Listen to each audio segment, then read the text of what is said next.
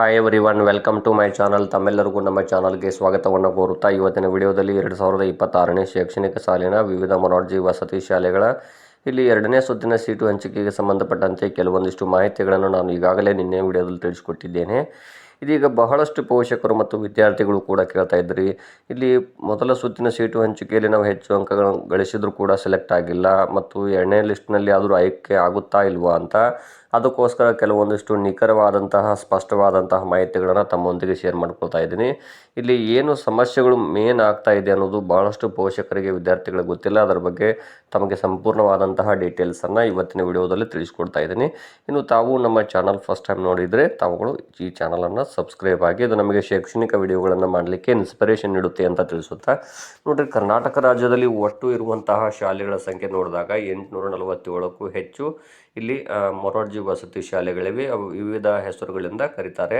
847 ಮೊರಾರ್ಜಿ ವಸತಿ ಶಾಲೆಗಳಲ್ಲಿ ಲಭ್ಯ ಇರುವಂತಹ ಒಟ್ಟು ಸೀಟುಗಳ ಸಂಖ್ಯೆ ನೋಡಿದಾಗ 43,070 ಸೀಟುಗಳದಾವು. ಇದರಲ್ಲಿ 50% ಮಾತ್ರ ಎಕ್ಸಾಮ್ ಮೂಲಕ, ಅಂದರೆ 21,535 ಸೀಟುಗಳನ್ನು ಪ್ರವೇಶ ಪರೀಕ್ಷೆ ನಡೆಸಿ ಇಲ್ಲಿ ಆನ್ಲೈನ್ ಮೂಲಕ ಆ ವಿದ್ಯಾರ್ಥಿಗಳನ್ನು ಆಯ್ಕೆ ಮಾಡಿಕೊಳ್ಳಲಾಗುತ್ತೆ. ಇದನ್ನು ಕರ್ನಾಟಕ ಪರೀಕ್ಷಾ ಪ್ರಾಧಿಕಾರದವರು ಇಲ್ಲಿ ಕಂಪ್ಯೂಟರೈಸ್ಡ್ ಆಟೋ ಸೆಲೆಕ್ಷನ್ ಮೂಲಕ ಇಲ್ಲಿ ಸೀಟ್ ಮ್ಯಾಟ್ರಿಕ್ಸ್ ಅನ್ನು ಸಿದ್ಧಪಡಿಸಿ ಸೆಲೆಕ್ಟ್ ಮಾಡ್ಕೊಳ್ತಾರೆ. ಇದು ಇರುವಂತಹ ನಿಯಮ. ಅಂದರೆ ಆ ವಿದ್ಯಾರ್ಥಿಗಳು ಪಡೆದುಕೊಂಡ ಅಂಕಗಳು, ಶಾಲಾವಾರು ಆದ್ಯತೆ ಮತ್ತು ಅವರ ಮೀಸಲಾತಿ ಆಧಾರದ ಮೇಲೆ ಇಲ್ಲಿ ಆಯ್ಕೆಯನ್ನು ಮಾಡಲಾಗುತ್ತದೆ. ಇದು ಇರುವಂತಹ ನಿಯಮ. ಇನ್ನು ಉಳಿದ 21,535 ಸೀಟುಗಳನ್ನು ಪ್ರವೇಶ ಪರೀಕ್ಷೆ ಇಲ್ಲದೆ ಡೈರೆಕ್ಟ್ ಆಗಿ ವಿಶೇಷ ವರ್ಗದ ವಿದ್ಯಾರ್ಥಿಗಳಿಗೆ ಎಕ್ಸಾಮ್ ಇಲ್ಲದೇ ತೆಗೆದುಕೊಳ್ಬೇಕಂತ ನಿಯಮ ಇದೆ. ಆದರೆ ಈ ಕಳೆದ 2 ವರ್ಷಗಳಿಂದ ಏನು ಮಾಡ್ತಿದ್ದಾರೆ ಅಂದರೆ, ಇಲ್ಲಿ ಆ ವಿಶೇಷ ವರ್ಗದವರು ಎಕ್ಸಾಮನ್ನು ಬರೆದಿದ್ದರೆ ಅವರಲ್ಲಿ ಮೆರಿಟ್ ಆಧಾರದ ಮೇಲೆ ಆಯ್ಕೆ ಮಾಡ್ಕೊಳ್ತಿದ್ದಾರೆ ಇಲ್ಲಿ ಕರ್ನಾಟಕ ಪರೀಕ್ಷಾ ಪ್ರಾಧಿಕಾರದವರು. ಒಂದು ವೇಳೆ ಇಲ್ಲಿ 2-3 ಸುತ್ತುಗಳ ಸೀಟು ಹಂಚಿಕೆ ಆದರೂ ನೆಕ್ಸ್ಟ್ ಉಳಿದಂತಹ ಸೀಟುಗಳಿಗೆ ಮತ್ತೇನು ಮಾಡ್ತಾರೆ, ಇಲ್ಲಿ ಕ್ರೈಸ್ ಅವರು, ಅಂದರೆ ಕರ್ನಾಟಕ ವಸತಿ ಶಿಕ್ಷಣ ಸಂಸ್ಥೆಗಳ ಸಂಘ, ಇವರು ಏನು ಮಾಡ್ತಾರೆ, ಡೈರೆಕ್ಟಾಗಿ ಎಕ್ಸಾಮ್ ಇಲ್ಲದೇ ಅಪ್ಲಿಕೇಶನ್ ಕಾಲ್ ಮಾಡ್ತಾರೆ. ಹೀಗಿರುವಂತಹ ನಿಯಮದಲ್ಲಿ ಈಗ ಮೊದಲ ಸುತ್ತಿನಲ್ಲಿ ಕೂಡ ವಿಶೇಷ ವರ್ಗದವರು ಆಯ್ಕೆ ಆಗಿದ್ದಾರೆ. ಸೆಕೆಂಡ್ ಲಿಸ್ಟಲ್ಲಿ ಕೂಡ ಬರ್ತಾರೆ ಮತ್ತು 3ನೇ ಸುತ್ತು ನಡೆದರೆ ಆವಾಗಲೂ ಕೂಡ ಅವ್ರು ಬರ್ತಾರೆ. ಯಾಕಂದರೆ ಈಗ ಮೊದಲ ಸುತ್ತಿನಲ್ಲಿ ಬಿಟ್ಟಂಥ ಸೀಟುಗಳಲ್ಲಿ ಏನಾಗಿದೆ ಅಂದರೆ, ಒಟ್ಟು ಏನು 50% ಸೀಟುಗಳಿತ್ತಲ್ಲ, ಅದು ಎಕ್ಸಾಮ್ ಇಲ್ಲದೇನೆ ಮತ್ತು ಎಕ್ಸಾಮ್ ಇರುವಂತಹ ಆಧಾರದ ಮೇಲೆ ಮ್ಯಾಕ್ಸಿಮಮ್ ಆಗಿ ಮೊದಲ ಸುತ್ತಿನಲ್ಲಿ ಕರೆದಿದ್ದಾರೆ ಅಂತ ಇಲ್ಲಿ ಬಹಳಷ್ಟು ವಸತಿ ಶಾಲೆ ಪ್ರಾಂಶುಪಾಲರು ನನಗೆ ತಿಳಿಸಿದ್ದಾರೆ. ಫಸ್ಟ್ ಲಿಸ್ಟಲ್ಲಿ ಏನು ಮ್ಯಾಕ್ಸಿಮಮ್ ಬಿಟ್ಟಿದ್ದಾರೆ, ಅದರಲ್ಲಿ ಬಹಳ ವಿದ್ಯಾರ್ಥಿಗಳು ಅಡ್ಮಿಷನ್ ಮಾಡಿಲ್ಲ ಅನ್ನುವಂತಹ ಮಾಹಿತಿ ಇರುತ್ತದೆ.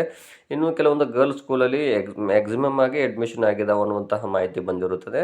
ಯಾಕಂದರೆ ಕೆಲವು ಶಾಲೆಗಳಲ್ಲಿ ಉತ್ತಮವಾದಂಥ ವಸತಿ ಮತ್ತು ಸೇಫ್ಟಿ ಇರುವಂತಹ ಶಾಲೆಗಳಿವೆ, ಸೌಕರ್ಯಗಳನ್ನು ಒಳಗೊಂಡ ಮತ್ತು ಎಜುಕೇಷನಲ್ಲಿ ಕೂಡ ಉತ್ತಮ ಇರುವಂಥ ಮೊರಾರ್ಜಿ ವಸತಿ ಶಾಲೆಗಳಿದ್ದಾವೆ.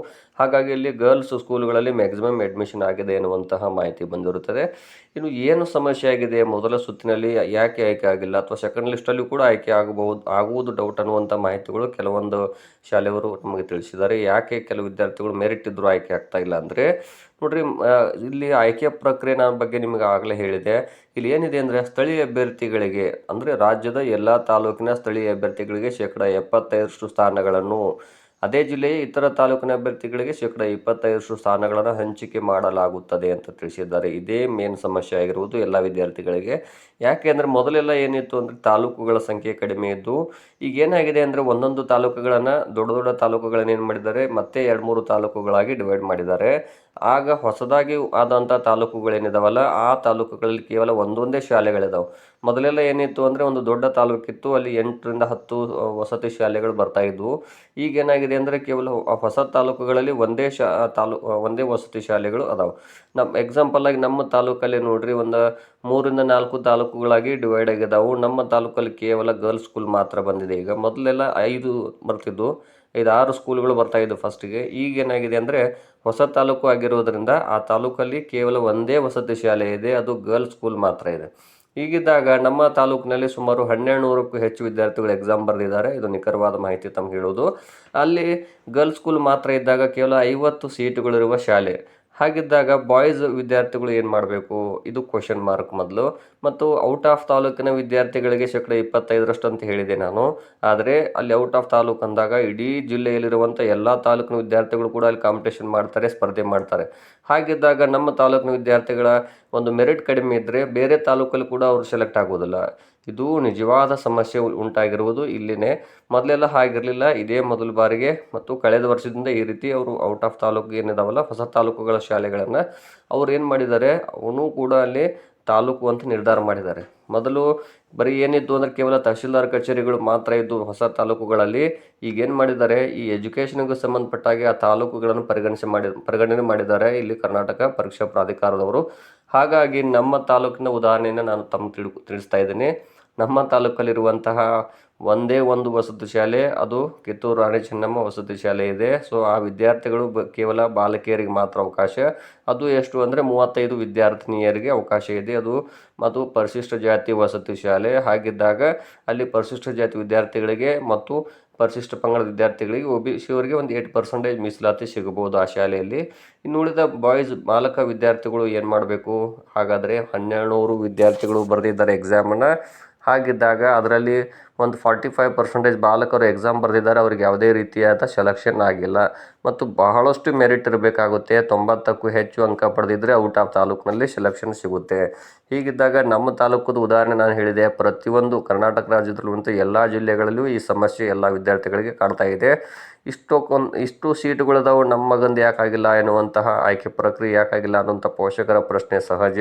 ಆದರೆ ವಾಸ್ತವ ಇರುವುದು ಇಲ್ಲಿ ಮೆರಿಟ್ ಅಲ್ಲ, ಮೊದಲನೇದಾಗಿ ಸೀಟುಗಳ ಸಂಖ್ಯೆ ಕಡಿಮೆ ಇರುವುದು ಆಗಿದೆ. ಅದು ಅಲ್ಲದೆ ತಾಲೂಕುಗಳು ಡಿವೈಡ್ ಆಗಿದೆ. ಪ್ರತಿಯೊಂದು ತಾಲೂಕಲ್ಲಿರುವ ಸೀಟುಗಳ ಸಂಖ್ಯೆ ಕಡಿಮೆ ಇದೆ. ಕೆಲವೊಂದು ವಸತಿ ಶಾಲೆಗಳು ಹೇಗಿದಾವೆ ಅಂದರೆ ಗರ್ಲ್ಸ್ ಸ್ಕೂಲ್ಗಳೆಲ್ಲ ಬರೀ ಬಾಯ್ಸ್ ಸ್ಕೂಲ್ಗಳಿದಾವೆ. ಅಲ್ಲಿದ್ದಾಗ ಗರ್ಲ್ಸ್ ವಿದ್ಯಾರ್ಥಿಗಳಿಗೆ ಸೆಲೆಕ್ಷನ್ ಆಗೋದೇ ಇಲ್ಲ. ಔಟ್ ಆಫ್ ತಾಲೂಕಲ್ಲಿ ಆಗಬೇಕು ಅಂದರೆ ಜಾಸ್ತಿ ಅಂಕಗಳನ್ನು ಪಡೆದಿರಬೇಕಾಗುತ್ತೆ. ಯಾಕಂದರೆ ಮೆರಿಟ್ನ ನೋಡ್ತಾರೆ ಮೊದಲನೇದಾಗಲ್ಲಿ. ಮೀಸಲಾತಿಗಿಂತ ಫಸ್ಟು ಮೆರಿಟ್ ಆದಮೇಲೆ ಮೀಸಲಾತಿ ಆದಮೇಲೆ ಇಲ್ಲಿ ಸ್ಕೂಲ್ ಚಾಯ್ಸ್ ಅಂದರೆ ಶಾಲಾವಾರು ಆದ್ಯತೆಯನ್ನು ಗಮನಿಸ್ತಾರೆ. ಸೊ ಇಲ್ಲಿ ಮಿಸ್ಟೇಕ್ಗಳು ಏನು ಯಾರ್ದೂ ಇಲ್ಲ. ವಿದ್ಯಾರ್ಥಿಗಳು ಚೆನ್ನಾಗಿ ಮಾರ್ಕ್ಸ್ ತೊಗೊಂಡಿದ್ರು, ಬಟ್ ಶಾಲೆಗಳ ಸಂಖ್ಯೆನೇ ಕಡಿಮೆ ಆಗಿದಾವೆ. ಮೊದಲು ಒಟ್ಟಾರೆಯಾಗಿ ಮೊದಲು ದೊಡ್ಡ ತಾಲೂಕು ಇತ್ತು. ಈಗ ಅದೇ ತಾಲೂಕನ್ನು ಡಿವೈಡ್ ಮಾಡಿರುವುದರಿಂದ ಒಂದೊಂದು ತಾಲೂಕಲ್ಲಿ ಸೀಟುಗಳ ಸಂಖ್ಯೆ ಕಡಿಮೆ ಇದಾವೆ.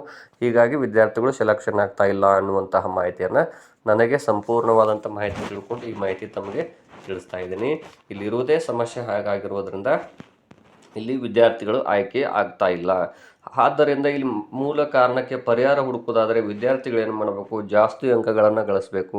ಇಲ್ಲಿ ಕೇವಲ ಕಡಿಮೆ ಅಂಕಗಳನ್ನು ಗಳಿಸಿದರೆ ಸೆಲೆಕ್ಟ್ ಆಗುವುದು ಇಲ್ಲಿ ಕನಸಿನ ಮಾತು ಅಂತ ಹೇಳ್ಬೋದು. ನಮ್ಮ ಸ್ಕೂಲಲ್ಲಿ ವಿದ್ಯಾರ್ಥಿಗಳು ಮೊದಲ ಸುತ್ತಿನಲ್ಲಿ ಮೊರಾರ್ಜಿ ಯಾಕೆ ಆಯ್ಕೆ ಆಗಿಲ್ಲ ಅಂಥೇಳಿ ನಮಗೂ ಬಹಳಷ್ಟು ಗೊಂದಲಗಳಿದ್ದು, ಕಳೆದ ಬಾರಿ ಎಲ್ಲ ವಿದ್ಯಾರ್ಥಿಗಳು ಆಯ್ಕೆಯಾಗಿದ್ದರು ಮ್ಯಾಕ್ಸಿಮಮ್ ಆಗಿ. ಈ ಬಾರಿ ಆಯ್ಕೆ ಆಗಿಲ್ಲ, ಕಾರಣನೇ ಇದು ಅಂತ ಹೇಳ್ಬೋದು. ಅಂದರೆ ತಾಲೂಕುಗಳನ್ನು ಪರಿಗಣಿಸಿದ್ದಾರೆ ಈ ಸಾರಿ. ಅಂದರೆ ನಿಮ್ಮ ಸ್ವಂತ ತಾಲೂಕು ಮೊದಲು ಏನಿತ್ತು ಅದು ಡಿವೈಡ್ ಆಗಿ 3-4 ತಾಲೂಕುಗಳಾಗಿದ್ದಾವೆ. ಆ ಹೊಸ ತಾಲೂಕಲ್ಲಿ ಎಷ್ಟು ಶಾಲೆ ಇದಾವೆ ಅಷ್ಟು ಶಾಲೆ ಮಾತ್ರ ನಿಮ್ಮ ಸ್ವಂತ ತಾಲೂಕು. ಅದು ನಿಮ್ಮದು ಯಾವ ವಿಳಾಸ ಇರ್ತೈತೋ ಆ ತಾಲೂಕೇ ಇಲ್ಲಿ ಪರಿಗಣಿಸಿದ್ದಾರೆ. ಸೊ ಆದ್ದರಿಂದ ವಿದ್ಯಾರ್ಥಿಗಳ ಸೆಲೆಕ್ಷನ್ನು ಆಗಿಲ್ಲ.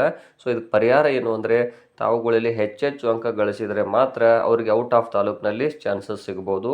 ಸ್ವಂತ ತಾಲೂಕಿನಲ್ಲಿ ಶಾಲೆಗಳ ಸಂಖ್ಯೆ ಹೆಚ್ಚಿದ್ದರೆ ಸೆಕೆಂಡ್ ಲಿಸ್ಟಲ್ಲಿ ಸಿಗುವ ಚಾನ್ಸಸ್ ಇರುತ್ತದೆ.